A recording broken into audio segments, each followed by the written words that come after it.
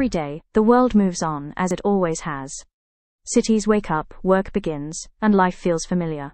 But beneath that sense of normality, something is shifting. The climate is changing, and the systems we rely on, energy, food, water, cities, finance, are under pressure in ways we're only beginning to understand.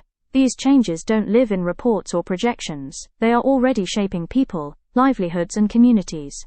We created the Climate Leadership Podcast so these challenges don't remain abstract or distant, but are explored through the people working inside these systems, making real decisions with real consequences, often without clear answers. This is not a space for fear, blame, or perfection. It's a space for honest conversations about what leadership looks like in a changing world. If you're listening, you're already part of that leadership. Let's begin the conversation.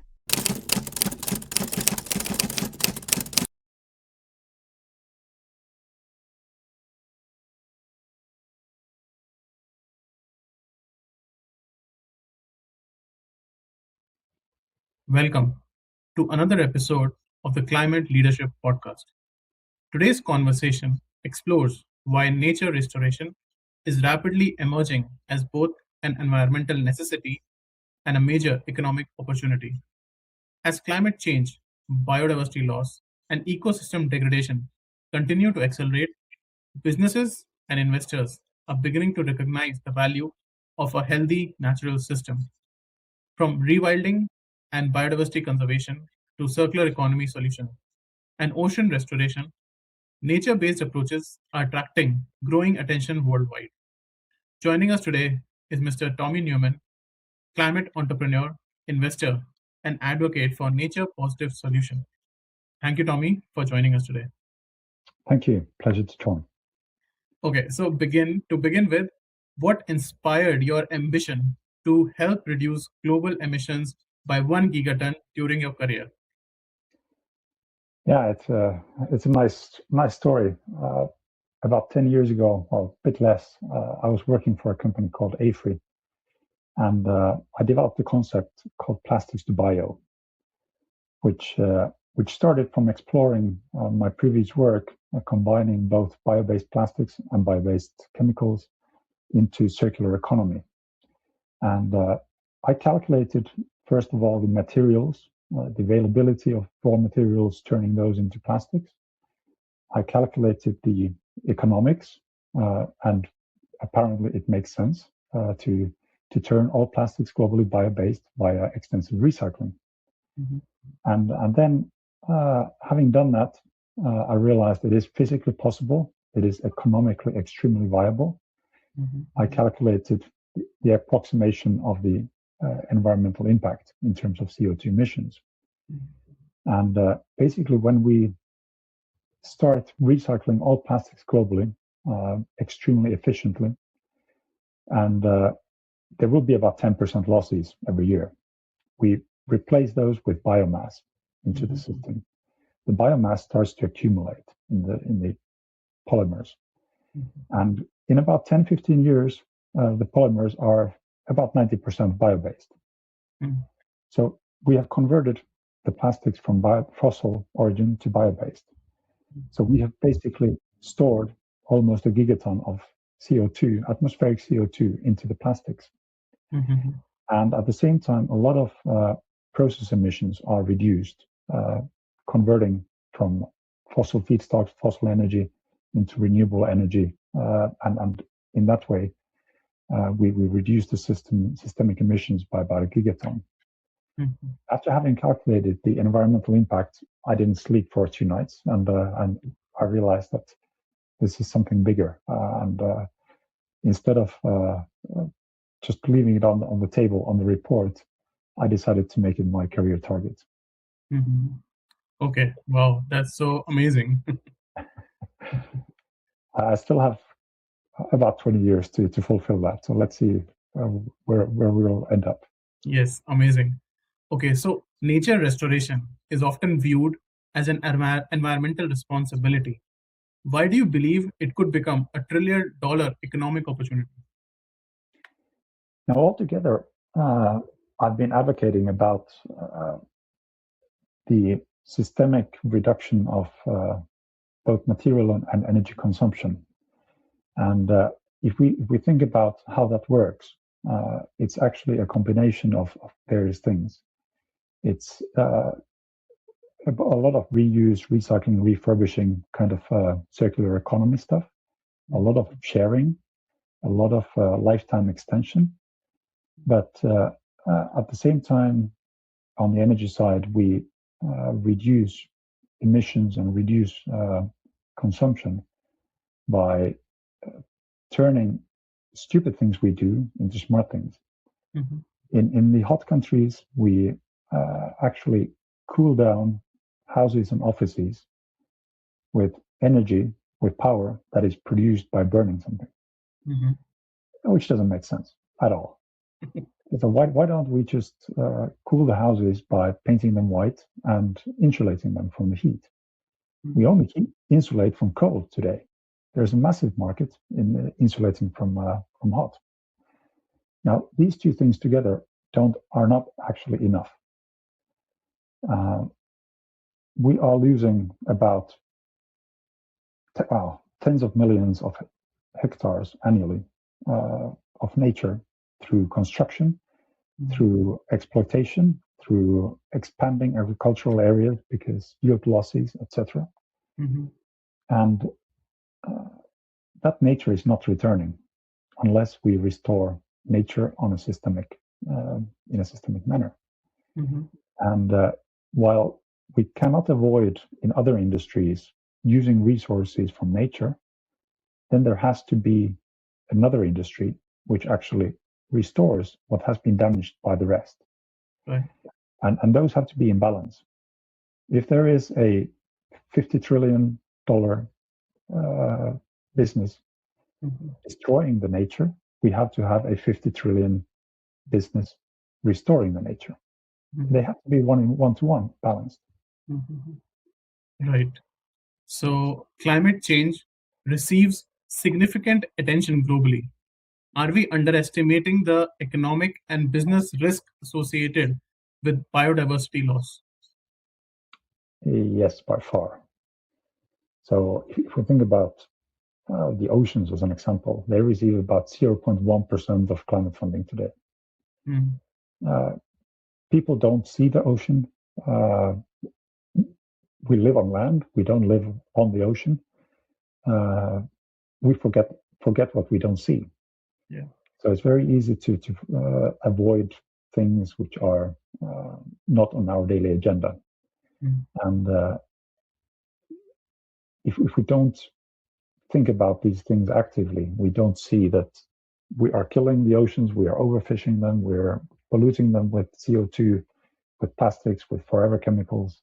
And it's not just the ocean. We're doing the same with our soil, just in our backyard. We are we're negligent about the pollution that is really harming our soils. And the loss of fertile soil is quite dramatic. So that is one of the reasons why we are losing yields in agriculture. And we need to fertilize because the soils are just not able to yield enough food. So there's a lot that needs to be done in terms of biodiversity. And many people think that, let's plant trees. It's not just trees. It's also the microbes, the bacteria and the viruses in the soil that are actually at least as important as the trees. Right. It's the whole ecosystem. Exactly. And even if one of the dimension of that ecosystem is disturbed, the whole ecosystem crumbles, I think. That's right. So we don't see the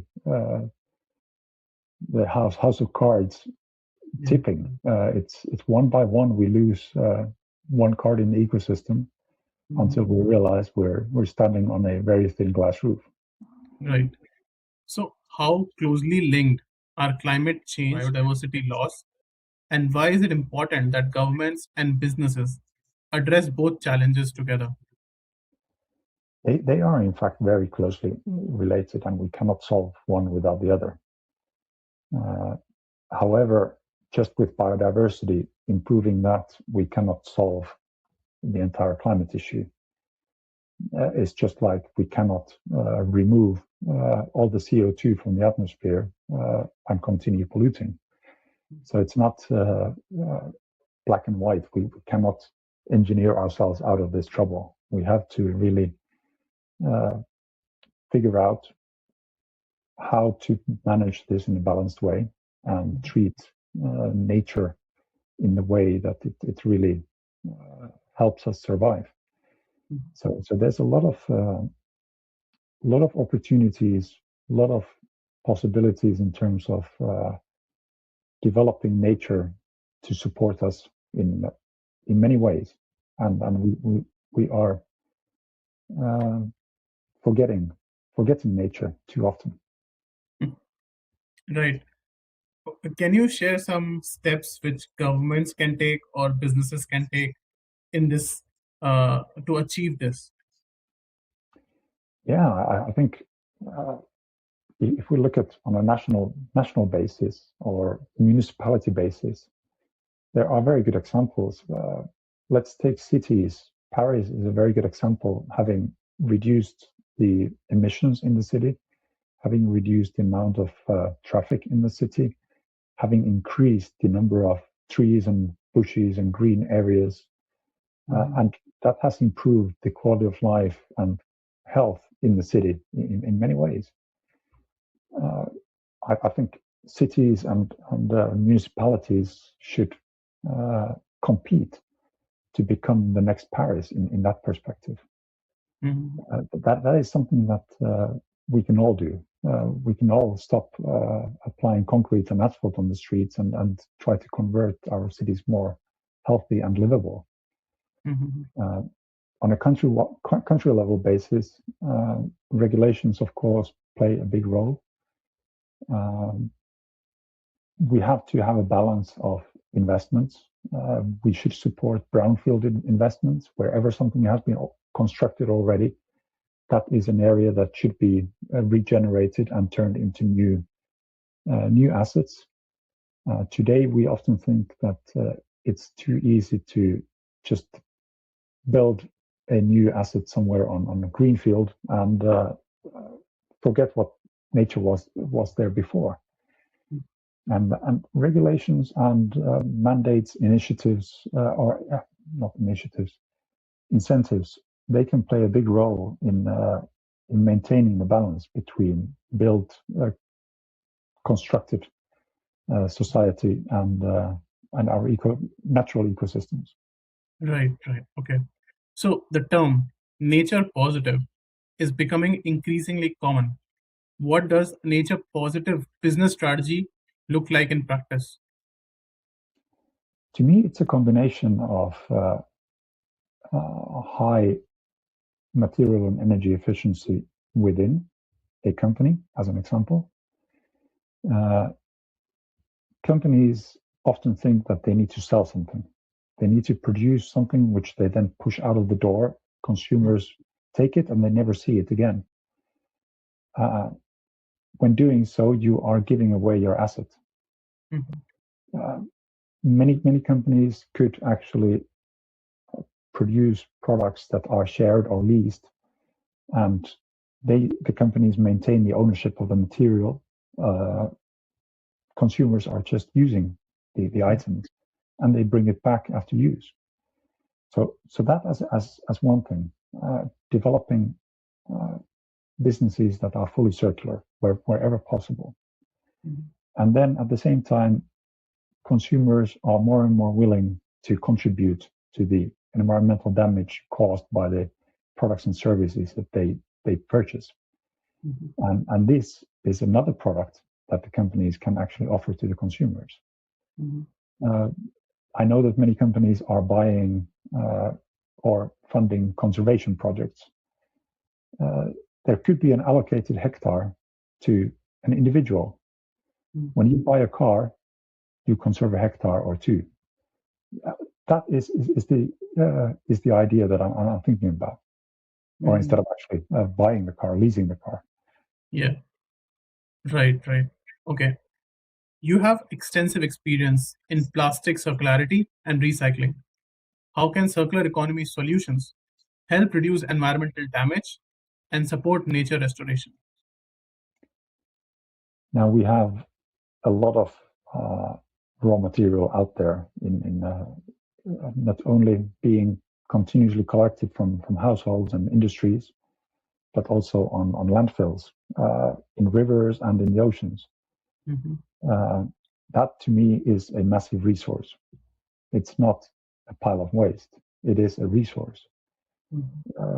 There are a lot of areas where that material could be collected and turned into new products, new items, new feedstock through mechanical recycling, physical recycling, or chemical recycling. However, one of my kind of logic ideas behind also the plastics to bio concept is that also besides recycling, we should think about reuse. We have 400 million tons of plastics production in the world. Now, about 50% of that goes into single-use items. Just use them twice, and we need 100 million tons less production. And we produce 100 million tons less waste. So it's quite simple. Not every single-use item can be turned into reusable, but just using the simple mathematics, every time you use an item with a lot of resources. I'm using plastic bags again and again and again for several years. I'm using a coffee filter in my coffee machine, which is reusable already since 3 years, instead of using a single-use paper coffee filter, etc. Right. So it's just a massive opportunity. Okay. So, Tommy, like you are reusing, recycling, but the general population is still not doing that at a very large scale. Why do you think they are still not adopting such an easy concept? I think it goes back into convenience, and I'm not sure if it's education or just habits. We have been so used to going to the supermarket, buying and throwing away. And for the last, let's say, 70, 75 years since the Second World War, our systems have been built or rebuilt to consume as much as possible. Every individual can rethink how they can contribute to the system. I've used an example to convert ultra-capitalist, ultra-consuming people into circular economy and sustainability advocates by explaining that let's take a country or an individual and let's build a highly efficient circular system into that country. They have a lot of own resources. Let's say they have minerals and they have trees. They can build a circular system using their domestic resources. So what happens with the balance sheet of that country? There's no imports left. They can only export. So they will start to become filthy rich. Do you want to be the last country, the last company, the last individual to jump on that train? If I've been using it on my own and reducing my own consumption, and during the last about 10 years since I founded my own company in 2017, I have invested about €250,000 into circular economy, bioeconomy, climate startups and companies. That is all possible because I reduced my own consumption. If that is done on a country level, a big country can start buying small countries, which you don't want to be bought, do you? Okay. In order to protect yourself from that, you build your own circular economy, and that builds a lot of resilience, a lot of competitivity against big countries, and it also brings a lot of protection. Mm-hmm. Okay, so Tommy, how is this concept being applied in Finland? Do you see this in practice? To some extent, from an energy policy perspective, yes. So we have a lot of renewable energy. We have the lowest cost power in Europe. Mm-hmm. We do recognize that our power consumption is expected to increase by 50% in the coming decade due to electrification of the industry, electrification of transport, new data centers, etc. So we will need to continue investing in the power sector. But on the material side, we talk about circular economy and recycling in political discussions, but the level of activity is still not sufficient, honestly. We could still scale up 5-10-fold easily in many sectors. Mm-hmm. So, Tommy, what would be the population of Finland? Like, About 5.5 million. 5.5 million. So, and if you compare that with a country like India or China, which has a population of 1.5 billion people. Yeah. So do you see that the problem becomes even much more difficult, right, in those countries? No, not only. I see it as a good opportunity. If we think about many large countries, they have strong governments, strong policies, and strong decision power in the top management. Such countries can make decisions faster and to some extent easier than countries with 100 years of going back and forth in political discussions. We are trying to always find a compromise, and a compromise is never the best solution when it comes to climate or nature. We should either go all in or go all in. So it's we don't want to take compromises when it comes to deciding about our future, do we? Okay, sure. Yeah, I will not go into the political side of the discussion because this can keep on going, right? Yeah. Yes. Okay, so moving forward, rewilding has attracted growing interest around the world. What role can rewilding play in improving ecosystem health, climate resilience, and economic value? Let's take an example about the COVID or any other similar diseases that are spreading around the world, and we have probably not even seen the worst ones yet.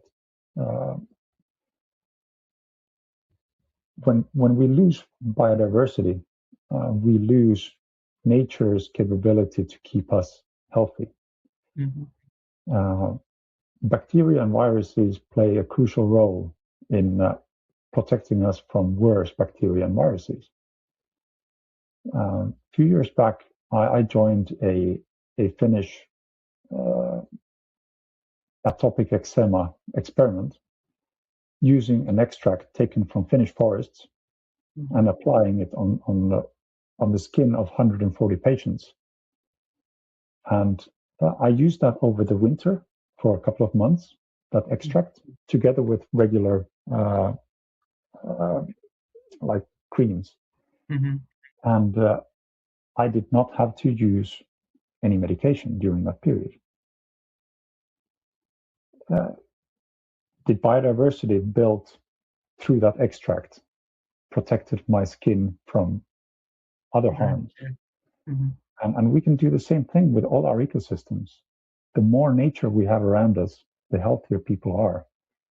Plants and trees and bushes and our oceans, they keep our atmosphere clean. They keep they purify our soil. They clean our waters. They are extremely good in that perspective. And the bacteria, viruses, they eat up what the soil and the trees cannot. So they are extremely helpful in that perspective. Okay. So oceans play a critical role in regulating the Earth's climate. What opportunities do you see in ocean restoration and marine-based climate solution over the coming decades? Yeah, I haven't mentioned many company names or so in this podcast, but now I will mention Oceanry, which is a nonprofit where I'm one of the founders. And Oceanry is working on ocean iron replenishment, which is an ocean restoration technique that has been researched since 1989, but we are still lacking enough evidence to scale it up. And it's one of those things that I came across, I'd say 2-3 years ago, and realized that even I had forgotten the ocean, and realized that the oceans are in a dire state. We can do a lot. We can improve the state by conserving delicate areas and restoring others by mangrove restoration, coastal restoration, reducing coastal pollution, reducing atmospheric pollution to avoid and reduce acidification. And then with a very small amount of additional iron on chosen surface water areas, we can actually enhance phytoplankton and myxoplankton growth. Plankton being the foundation of the food web in the ocean plays a critical role in the biodiversity and the food webs, but they also act as the machine that generates our clouds on top of the oceans. So plankton helps us keep the oceans cool. They provide rain, they provide shadow. Plankton also reduces the acidification because the CO2 is turned into biomass instead of carbonic acid. And photosynthesis on its own is actually an endothermic process. So it absorbs heat from the surroundings. So restoration, there are tens and tens of different techniques that can be used. This is just one or two examples. But oceans cover 71% of the Earth. Yeah. And we should really pay attention to them. Okay, true. So despite increasing awareness, investment in nature restoration remains limited. What are the biggest barriers preventing large-scale investment and action? I think our funding practices have been pointed towards man-made machines and engineering and equipment factories, infrastructure. And we haven't appreciated the fact that nature around us is actually a beautiful ecosystem, a machine, a naturally engineered tool that we could actually utilize to help us. And every investment we put back into nature saves more euros from elsewhere. And that's something that conventional investors have not yet realized. Now, insurance companies are waking up on this because they realize that they will have to pay more because of climate damage and nature damage unless we do something about it. And that is why we see that they could well be one of the sectors that really starts proper climate and biodiversity investments and really starts the nature positive investment wheel from going forward. True.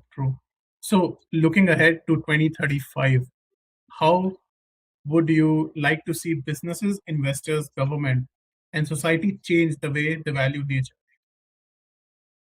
I think we need to see not only a solid carbon credit market or some kind of carbon market developing. There are various different models Chen has proposed one as an example as well, which is slightly different from the conventional carbon credit model. I think we need to see a solid biodiversity and nature credit model as well arise, and build a system where it is easy to invest into climate and nature solutions and make them part of our everyday practices. Right. So thank you, Tomi, for joining with me today for this thoughtful and insightful conversation. Today's discussion highlighted why nature restoration should be viewed not only as an environmental priority, but also as a significant economic opportunity.